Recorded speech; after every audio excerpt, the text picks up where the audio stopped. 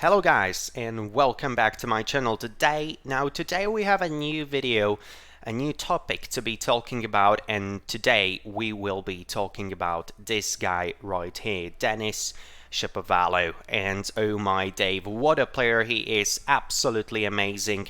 I mean, Denis Shapovalov, in the past couple of years, he has been producing amazing tennis. Basically, since he was like 18, 19, he has been on a tour for quite some time. Right now, he's like a familiar face in the, top 20, that is for sure. He has been ranked career high as number 10. So he's just an amazing player. But the question for today, guys, the main question is why Denis Shapovalov has so far in his career won only one title. That is the big question again, guys. When you ask me personally, I just don't know why. That seems kind of weird for me as well, but it is. It is actually true. He has won, I'm sure you recall, his only title. That was back in 2019 when he won the title in Stockholm. Since then, no title for Denis Shapovalov. So it seems just completely ridiculous. He has been so, as I have said earlier, he has been a familiar face for tennis fans for quite some time right now. He's pretty young, but he's not the youngest one right now. He's already 23 years old. So again, he has been on the tour for the past 4 or 5 years, but he has won only once, only one title, ATP 250 in Stockholm. So that is a big question. Why did he win only one title? And again, guys, I want this video to be some kind of a discussion between me and you, between me and you as a tennis fans. So please, guys, really, take your time, write a comment down below and tell me why do you think Denis Shapovalov has not been able to win more tournaments. He has only one title, one singles title in his career so far, which I think is pretty surprising. So there is really no perfect, there is no correct answer, there is no perfect answer. But I think that it is pretty interesting that he has only one title to his name, basically. But again, guys, he's 23 years old currently, as I have said earlier. Currently, he's ranked number 16 in the world. And, well, when we look at his career high, I have already said it, he has been in the 2020 ranked as high as number 10. But right now he's ranked number 16, and what about this year? Let's just talk about this year, because it has been, I don't want to say a disaster, that's certainly not. He has reached quarterfinals at Australian Open, so by far it is not a disaster, but it has not been great. It has not been great. So let's talk about Denis Shapovalov and his season 2022. I mean, he started at Australian Open, as I have said earlier, he reached quarterfinals. He was able to defeat Laslo Djere, Sunwoo Kwon, Riley Opelka, and in the round of 16 he was able to defeat Alexander Zverev, so that was pretty special.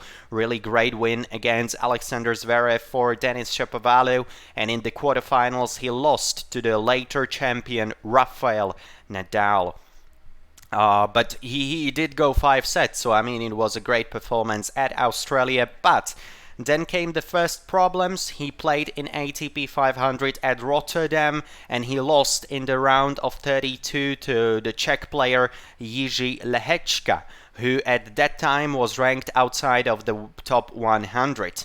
So not a good tournament at Rotterdam. Then he went to Doha. He won a round of 16 match against Alex Molchan, against a player from my country, from Slovakia, so that was a good win. But then he lost in the quarterfinals to the Frenchman, to Arthur Rinderknecht. A very disappointing loss in straight sets. I mean, again, ATP 250 Doha, he wasn't able to defeat Arthur Rinderknecht, sorry for that. The player you would expect, top 20 player, to beat this kind of player. So I mean, again, you see just the inconsistency with Denis Shapovalov, but we'll get to that in just a minute. Then we do have ATP 500 in Dubai. He did play there as well. Actually, he did have 3 wins at that tournament. He defeated Marton Fucsovics, Taro Daniel, and Ricardas Berankis. But in the semifinals, he lost to Jiří Veselý, who actually was ranked at that time outside of the top 100. So that was another disappointing loss for Denis Shapovalov in the semifinals of ATP 500 in Dubai. And then we are moving to the first Masters 1000 of the season at Indian Wells. He reached only the round of 32, where he lost to Riley Opelka in 3 sets. So disappointing loss as well at Indian Wells. It was even worse in Miami. He lost in the round of 64. He was defeated by Lloyd Harris in straight sets. So another just absolutely like, not maybe shocking result, but very disappointing for sure. In Madrid, ATP Masters 1000, Denis Shapovalov again losing in the round of 32 to Andy Murray. So he lost to Andy Murray, to Sir Andy Murray in 3 sets in Madrid. Of course, he decided he skipped the first part of the clay season, so he didn't play Monte Carlo and Barcelona, etc. Then he went to Rome. He did have pretty solid run there. He reached the quarterfinals. He was able to defeat Rafael Nadal in the round of 16, even though Rafael Nadal was having some problems with his leg in that final third set, but still pretty good victory for Denis Shapovalov. And then in the quarterfinals, he lost to Casper Ruud in straight sets. Then he went to Geneva, and another disappointing loss in the first round. He was defeated by Ilya Ivashka in 3 sets, so very disappointing run in Geneva. And in Roland Garros again, he lost in the first round, in the round of 128. We could say tough luck, tough draw for Denis Shapovalov. He was facing the Danish sensation Holger Rune in the first round, but again, nevertheless, you'd favor him to make it, to win that match, but he just wasn't able to. He lost in straight sets. Very disappointing result. 3-6, 1-6, 6-7. That was pretty harsh, pretty bad loss against Holger Rune. And well, Denis Shapovalov, he has been vocal also in his interviews in the past few days. He said he doesn't really enjoy playing on clay, but right now he's happy that the grass season is here, and he personally said that he thinks that his style of play is very well suited for grass. I totally agree with that, but another disappointing result. He lost today in the ATP 250 in his first match against Oscar Otte. So it is just very disappointing. I know how Shapo must be feeling right now, and it is very disappointing for me personally as well, because I just love his game style. I am sure there are many of you guys who just absolutely love Denis Shapovalov. His one-handed backhand, that is just great. He's a lefty. He has so exciting game style. But the problem is, he still has won only 1 title, ATP 250 in Stockholm back in 2019. So, that is a big question mark. Why didn't he win other tournaments? That is a question for you guys as well. Make sure to leave a comment and tell me your thoughts, because, as I have said earlier, there is no correct answer. But, the problem for me with Denis Shapovalov is just that he's not consistent. He's absolutely not consistent. He could beat basically anybody when he's at his top level. He did beat Sasha Zverev in Australia, almost beat Rafael Nadal. He could beat Rafa on clay, I do believe, a couple of years ago. Even this year he beat Rafa on clay. He could beat Novak Djokovic on hard courts. He could beat Daniil Medvedev. He could beat anyone who you can possibly imagine. But the problem is, even if he gets that big win in some tournaments, the next match he's playing against a mediocre guy, let's say a guy ranked 60 in the world, and he just absolutely loses it. He just loses, and he's making so many unforced errors. His serve is not there. I don't know what's with Denis Shapovalov wrong, to be honest, but he has such a great game style. And it's very disappointing to see him struggle this much, you know, just losing in the first round in Geneva, losing today in Stuttgart in the first round, losing, you know, in the Madrid to Andy Murray, losing, I don't know, you know, many other tournaments as well this year.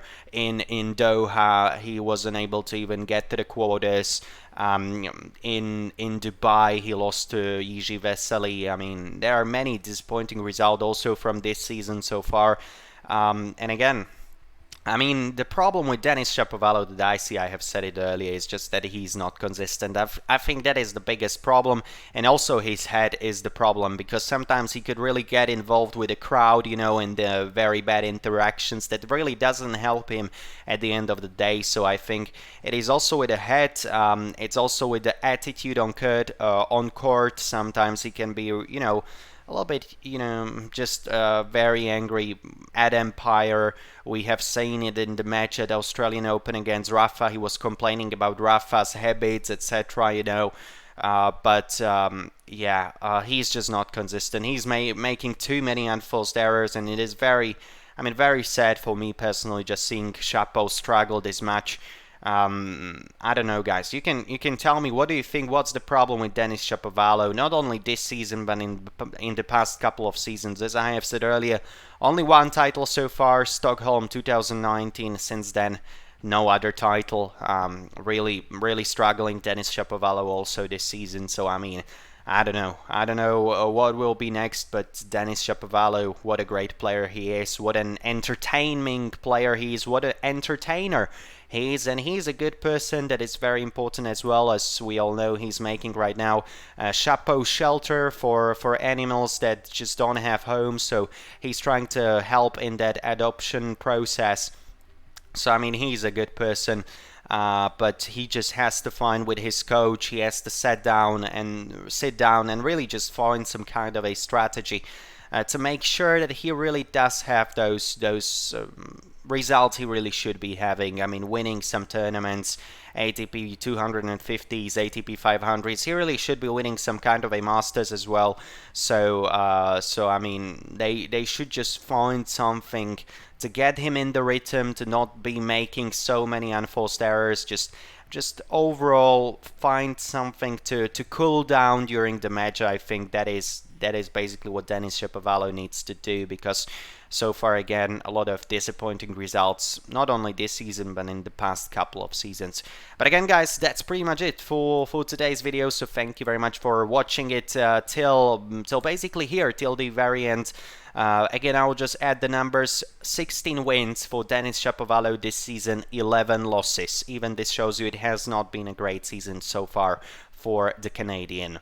And again, guys, thank you very much for the support I have been receiving from you guys in the past couple of days. We have reached, as you can see right here, 60 subscribers. So we have gone up 3 subscribers in the past day. So that is just great. Thank you very much, guys. And again, if you accidentally tapped on this video, you enjoy the content, please make sure to hit that subscribe button. It would really help the channel grow, and it would make me happy. So I'm really grateful for every single subscriber. And please, guys, leave a comment down below and tell me, what do you think is the problem with Denis Shapovalov and what he needs to improve to win those tournaments. I'm not saying to win those big tournaments, okay? I'm not saying he needs to win a Grand Slam. I'm not saying he needs to win a Masters. I'm not saying he needs to win ATP 500. Just win ATP 250. Just win in Geneva. Just win in Doha. Win in Stuttgart. I don't care, but just some title. I mean, come on, Denis Shapovalov has been number 10. He is right now number 16. He should win some titles. So come on, Denis, just do it for us, for your fans. So again, guys, thank you very much for watching. Have a good day, and yeah, watch tennis. There are some good tennis matches also for tomorrow. Andy Murray playing against Stefanos Tsitsipas. So let's just enjoy the grass season, guys. Have a good one, and thank you very much for watching. Bye, guys.